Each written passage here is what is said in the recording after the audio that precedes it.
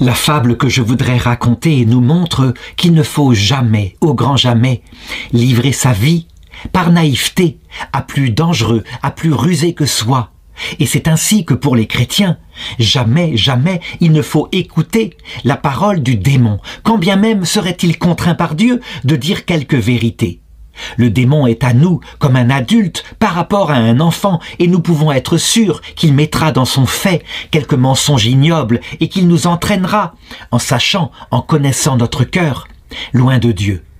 Ainsi en fut-il du palais qu'un jeune lapin, Dame Belette, un beau matin, s'empara. La belette était une rusée. Le lapin étant absent, ce fut chose aisée.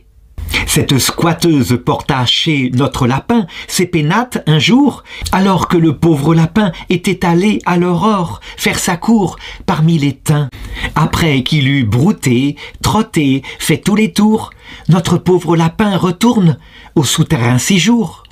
Et la belette avait mis le nez à la fenêtre. Le lapin s'en offusque et dit « Mais quoi, tu t'es emparé du paternel logis? Eh bien, madame la belette, si je ne vous déloge sans trompette, alors je vais avertir tous les rats du pays. » La dame, au nez pointu, donc notre petite belette, répondit que la terre était au dernier occupant.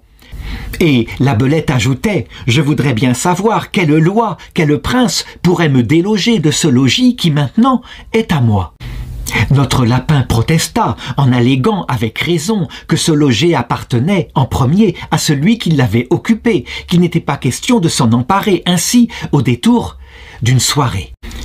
Devant notre dilemme, la benette décida. « Rapportons-nous, dit-elle, à maître chat qui est juge. Il s'appelle Raminagrobis. C'est un chat vivant comme un dévot termite. C'est un chat faisant la chatemite, un saint homme de chat, bien fourré, gros et gras, arbitre expert sur tous les cas. » Et le lapin jugea que l'affaire était bonne. Les voilà tous deux arrivés devant sa majesté fourrée.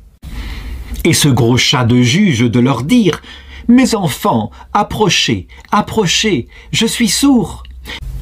Les ans en sont la cause. » L'un et l'autre approchèrent, ne craignant nulle chose.